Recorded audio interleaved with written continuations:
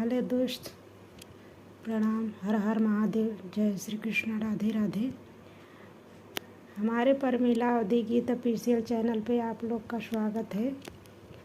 अगर मेरा गीत अच्छा लगा आप लोग को तो लाइक सब्सक्राइब ज़रूर करना, अपना प्यार दुलार ज़रूर से ज़रूर देना।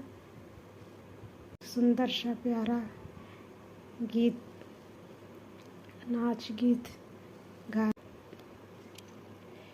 नैहर के ओर आया राजा बड़ा निकला गई, नैहर के ओर आया राजा बड़ा निकला गई।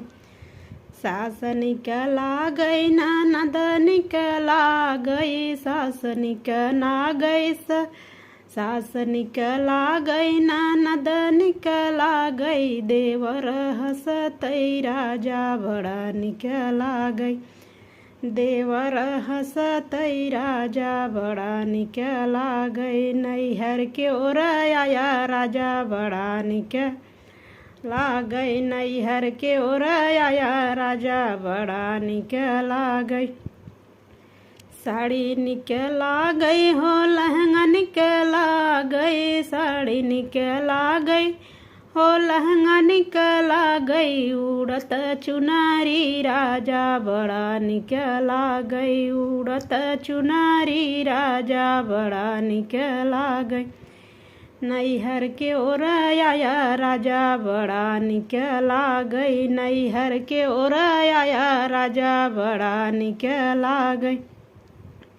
सिकड़ी निकला गई हो हरवा निकला गई, सिकड़ी निकला गई हो हरवा निकला गई। चमकत टिकवा राजा बड़ा निकला गई, चमकत टिकवा राजा बड़ा निकला गई। नैहर के ओर आया राजा बड़ा निकला गई, नैहर के ओर आया राजा बड़ा निकला गई। कगवा निकला गई कोयलिया निकला गए, कोयल निकला गए हो कगवा निकला गए। नचत मोरवा राजा बड़ा निकला गई, नचत मोरवा राजा बड़ा निकला गई। नैहर के ओर आया राजा बड़ा निकला गई, नैहर के ओर आया राजा बड़ा निकला गई।